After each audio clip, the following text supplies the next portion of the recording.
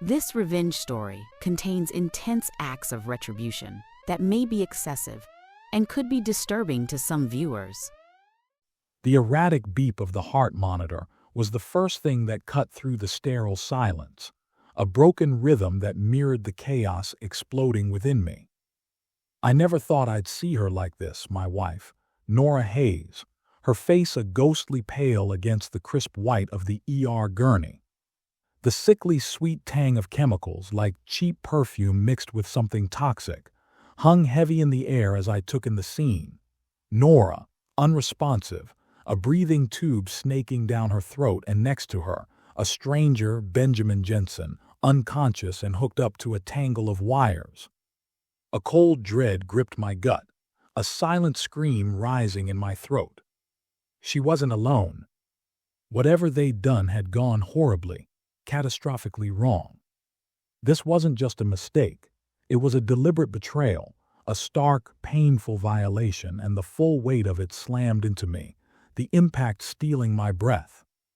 As a doctor, I knew what I should do, but the rage that surged through me made a mockery of my training. I had to push down the urge to tear the room apart, to demand answers I knew wouldn't come. I was Dr. Ethan Hayes, and I was about to hand off my wife's case. Could I separate the professional from the personal, the doctor from the betrayed husband, or would the storm inside me consume us all? I forced myself to take a breath, the air catching in my throat like a jagged piece of glass. This wasn't happening. This couldn't be happening. My Nora here like this. But the monitors didn't lie, and the sight of her pale face, the shallow rise and fall of her chest, was a cruel confirmation of the truth. My hands balled into fists at my sides. I focused on the immediate, on the tasks that needed to be done, trying desperately to hold onto a shred of control. I grabbed the chart from the nurse, a young guy barely out of residency named Ken, his eyes wide and nervous. "Dr. Miller's team, please." "This is Dr. Hayes. I'm going to hand off my wife."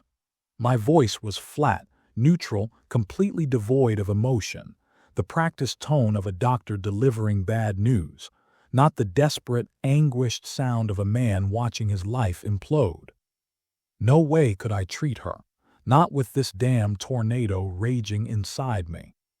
The thought of touching her, of being responsible for her care, made my stomach churn, the betrayal a bitter taste in my mouth. I turned my attention to the other patient, Benjamin Jensen. He was a mess, his vitals bouncing wildly, each blip a jarring counterpoint to the steady rhythm of the ER.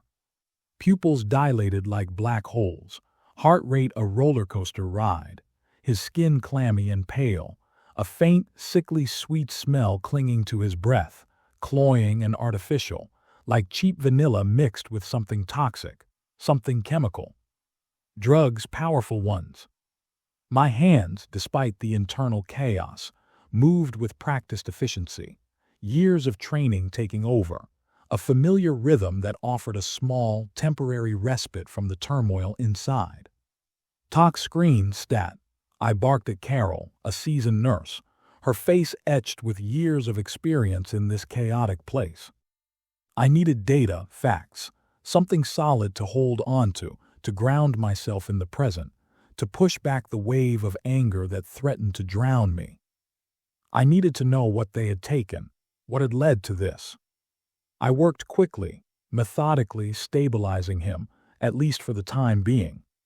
His breathing evened out slightly, the erratic beeping of the machines finally falling into a more regular pattern, a small, temporary victory in the face of overwhelming chaos. When the numbers started to settle, I stepped back, took a breath that felt like inhaling a mouthful of razor blades, and the full weight of the situation crashed over me again. And then it hit me, the full force of the anger, the pain, the betrayal. This wasn't a bad dream, or some twisted misunderstanding, or some horrible mistake. This was real. This was her, my wife, in my ER with some stranger, and they'd nearly killed themselves or worse. My mind flashed back to her face, her smile, the way she looked when we'd first met, when everything felt new and exciting, and the anger grew, a dark, poisonous weed taking root inside me. I wanted to scream, to demand answers, to drag her from that gurney and shake her until the truth spilled out, to make them both pay for what they had done. But I couldn't. Not here. Not now. Not professionally. I shoved it all down, buried it deep beneath a layer of cold, clinical precision, and kept working, the sounds of the ER a constant, throbbing hum, the noise a mocking soundtrack to my internal agony. Get a respiratory tech in here, BP's dropping again. I need another line now. My focus sharpened on the immediate, pushing down the images of Nora's pale face, the sound of the beeping monitors, the betrayal hanging heavy in the air like a suffocating cloud. This was my job, my duty, and I would not let this, her, distract me, not while there was still work to be done. Not here. I had learned to compartmentalize, to separate my emotions from my work, to push them into neat little boxes in my mind, and that's what I did now. I had to. My sanity depended on it, and so did my patience. I wouldn't let my anger endanger anyone else, even if that included her. Later, when Benjamin Jensen woke up, I made sure I was the one to talk to him. I waited until the nurses had finished with his vitals, until the machines were beeping normally, a steady, predictable rhythm instead of the chaotic panic of earlier.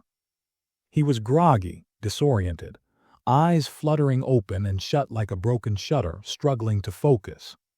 But coherent enough, his responses slow and slurred but understandable. His name was Benjamin, if I remembered the intake correctly, and I wanted to tear him apart. I had to fight the urge to reach across the divide and choke him, to punish him for the role he had played in all of this.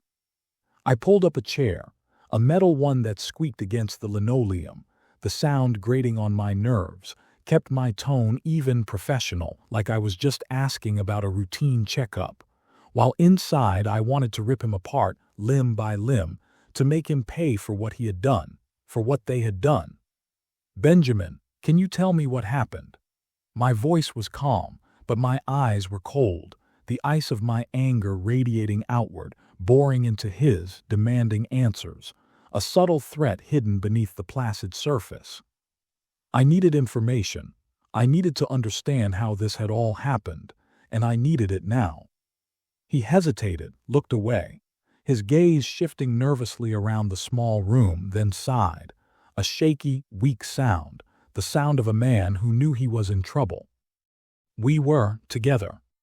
She and I, he mumbled, his face pale and slick with sweat, the sheets around him crumpled and damp. We met online, you know. One of those dating sites. Things got intense real fast. We started experimenting. Drugs. Nothing too crazy at first, just for fun. We thought we were being careful, but then he trailed off, his gaze dropping to his hands, fiddling with the edge of the sheet, like he was ashamed, like this was just a bad date, not the destruction of a marriage, of someone's life.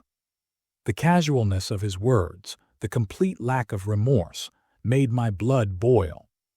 My jaw tightened, the muscles clenching. I had to fight the urge to explode. What kind of drugs?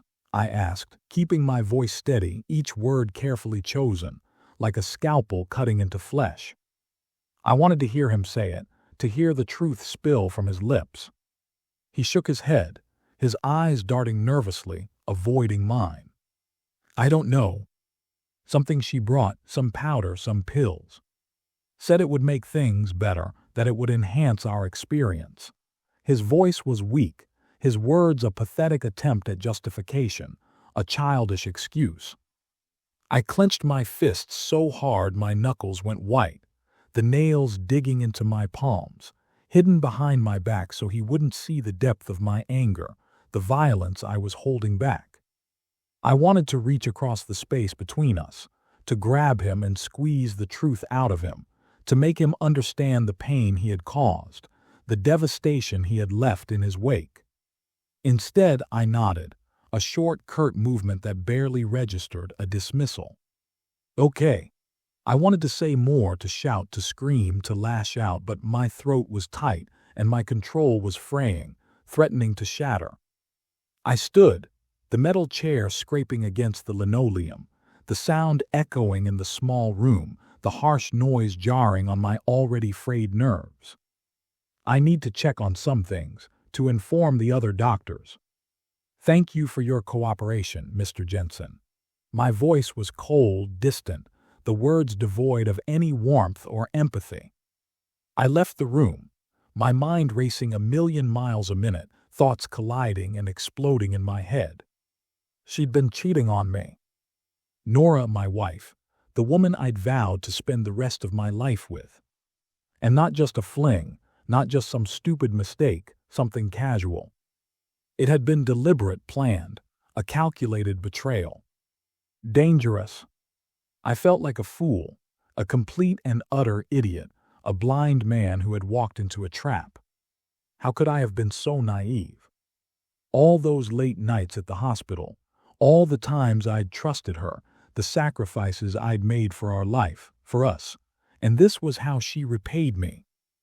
With lies, with recklessness, with another man. I pictured her face, her bright smile, the way she looked when we first met, when everything was fresh and new, and a cold, burning rage swept through me. She would regret this. I would make her regret this. I pulled out my phone and scrolled through the recent calls. Hers. Missed calls, unanswered texts. Thinking of you, can't wait to see you, all lies. Every goddamn one of them. Every word a calculated deception, a betrayal of the vows we had made. I wanted to smash the phone, to destroy all the evidence of her lies. I couldn't let it go. I couldn't just walk away, push this aside and pretend that this hadn't happened, that Nora hadn't done this, hadn't broken everything. She'd humiliated me, betrayed me in the most profound and unforgivable way, and then nearly killed herself and some other man in the process. And now, she was sitting in another room, probably weaving some sob story to the other doctors, the lies rolling off her tongue like honey, her words carefully crafted to elicit sympathy, to deflect blame. I knew her so well. I knew how easily she could manipulate people, how she could make them believe anything she wanted. Well, I wasn't going to let her off that easy, not this time. She wasn't going to get away with this. I went back to Benjamin Jensen's room.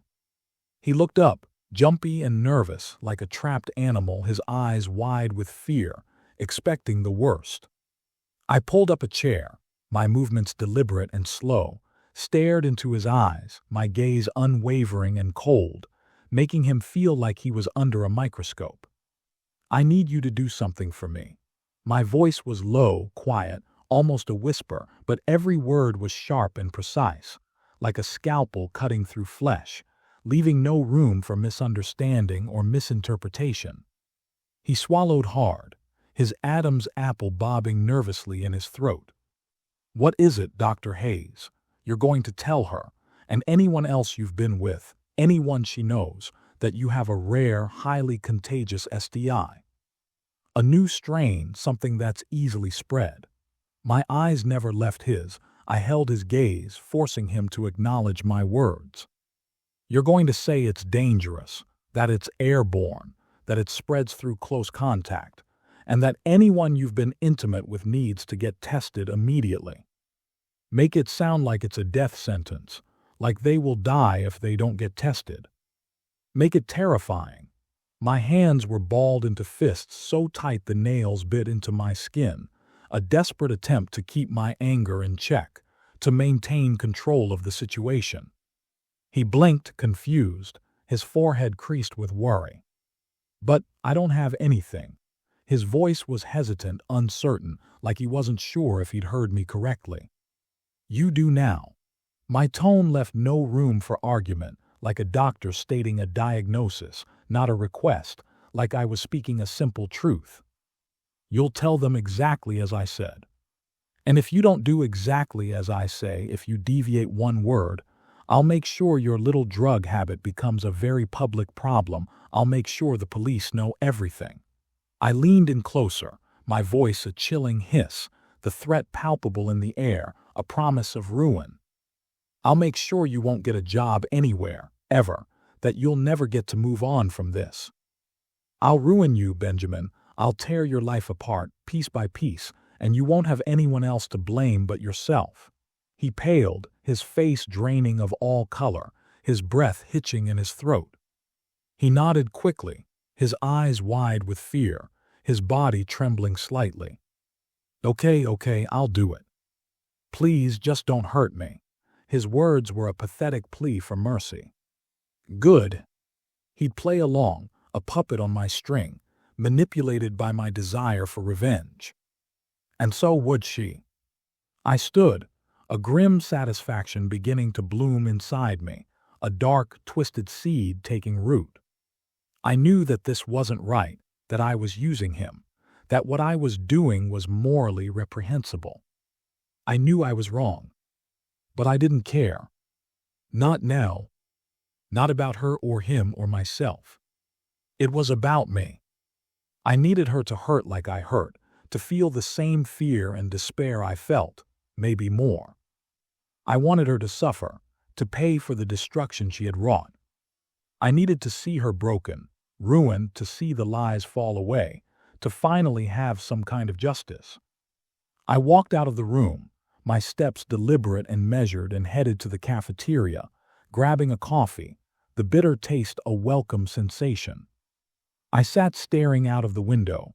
The sky was gray and overcast, a perfect reflection of the storm building inside me, a storm that had been brewing for years, and now was finally about to erupt. I took a deep breath, trying to calm the fury coursing through me, but it was a losing battle. The anger was too strong. I went over the details again in my head, every detail, every interaction, making sure there were no loose ends, no room for failure. I would not fail at this. Nora wouldn't just walk away from this unscathed. She would pay, and she would pay dearly for all the lies, for all the betrayal, for all the destruction she had left in her wake. It didn't take long. Word spread quickly, a nasty rumor quickly evolving into a full-blown panic, fueled by fear and uncertainty. The grapevine at the hospital was always buzzing, but this was different. This was a wildfire, fueled by rumor and whispers, spreading rapidly through the staff. A few days later, Nora showed up at the hospital, looking pale and jumpy, her eyes darting around nervously, like she expected the walls to start talking, her posture defensive. I watched from the doorway of the staff lounge, a silent observer, like a ghost haunting the edges of her life, as Dr. Ramirez, a kind but oblivious colleague, broke the news to her, completely unaware that I was the architect of her destruction. "I'm sorry, Nora," he said, his voice gentle, his eyes filled with concern, "but you've been exposed to a rare, highly contagious STI. A new strain. It's very dangerous. We need to run some tests immediately, and we need to put you in isolation until we know more." He handed her some papers, his face etched with worry and confusion, completely unaware that what he was delivering was nothing but a lie. Her face went white, like she'd seen a ghost, her eyes wide with disbelief, her body visibly shaking. "What? But how?" Her voice was a shaky whisper, barely audible, the sound a pathetic plea for an explanation, for someone to tell her it wasn't true. She grabbed the papers, her hands trembling, the papers rattling in her grasp, her body starting to shake more and more with each passing moment. "The man you were with, Benjamin Jensen, he's a carrier. He was diagnosed just a few hours ago. We're contacting everyone he's been in contact with, but we don't have a lot of details yet. We don't know how it spreads, or how to treat it, or how severe the consequences are. It could be life-threatening, Nora. You'll need to isolate until we know more to avoid any chance of spread. Ramirez's face was full of concern and sympathy as he kept explaining, but Nora didn't seem to register anything after the first few words, her mind reeling at the weight of his pronouncement. Her eyes were wide, her face pale, the fear gripping her like a cold hand. I could see the panic in her eyes, the kind of terror that comes from facing the unknown, the fear that she was sick, that she might die. Her breathing quickened, each breath a shallow, desperate gasp for air, and she started to cry, tears silently streaming down her face, her body shaking uncontrollably. She looked small, vulnerable, like a lost child, completely defenseless, but I didn't feel sorry for her, not even a little. She'd brought this on herself, every single bit of it, and now she would suffer the consequences. She was nothing but a liar and a cheat, and she was finally getting what she deserved. Over the next few weeks, I watched her unravel. It was like watching a slow-motion train wreck, a gradual but inevitable destruction. She became paranoid, convinced that she was infected, that the disease was already eating away at her, that every ache and pain was a sign of the disease growing inside her. She stopped eating, became thinner each day, her clothes hanging loosely on her frame, her eyes shadowed and sunken, her face hollow and gaunt. She stopped sleeping, her nights filled with terrifying visions of sickness and death, her body a constant battleground of fear and anxiety. She'd call me, her voice frantic and pleading, begging for reassurance, desperate for a scrap of hope, a lifeline in the storm. I played the part of the concerned husband perfectly, my voice calm and controlled, my words comforting, but devoid of any genuine feeling. "We'll get through this, Nora," I'd say, my voice full of fake sincerity, like I truly believed the words I was saying, even though I knew there was nothing to get through, because there was no disease, only a lie, a carefully constructed charade. I knew it was a cruel and heartless act, a lie I was perpetuating, but I just couldn't stop myself, the need for revenge too strong, too compelling. She had hurt me so deeply. I wanted her to know how it felt, even if it meant destroying us both in the process, if it meant I was becoming a monster myself. I'd answer the phone with practiced ease, asking her how she was doing, listening to her desperate pleas for hope, and I would keep the lie going, a constant drip feed of false hope and empty promises. "It's going to be all right, Nora, I know it," I'd say, my voice so soothing, so reassuring, like I truly believed the words I was saying, the perfect charade. She was so desperate, she was hanging on to every word, never questioning anything, her mind too fogged with fear to see the truth. I could see the exhaustion in her eyes when I'd see her in person, the desperation written on her face, the fear like a brand on her soul. She looked like a shell of the person I married. The vibrant and happy woman I had once loved had been reduced to this trembling, fearful wreck, and I had done this. She'd wander through the house aimlessly, her steps slow and unsteady, her eyes haunted by the fear of death. I watched her, a cold satisfaction creeping through me, a dark, twisted sense of triumph. She deserved this, every ounce of fear, every sleepless night, every moment of panic and anxiety. I could see her falling apart more and more each day, and yet I couldn't make myself stop. It had become a game, a twisted dance that I couldn't end, a descent into darkness that I couldn't seem to pull myself out of. I was like a puppet master, pulling the strings and watching her dance to my tune, and I hated myself, even as I reveled in her misery. I knew this wasn't healthy, that I was crossing a line that I couldn't come back from, but the rage that had been simmering beneath the surface for so long was finally bubbling over, and I couldn't seem to stop it. The weeks that followed were a blur of hollow victories and growing unease.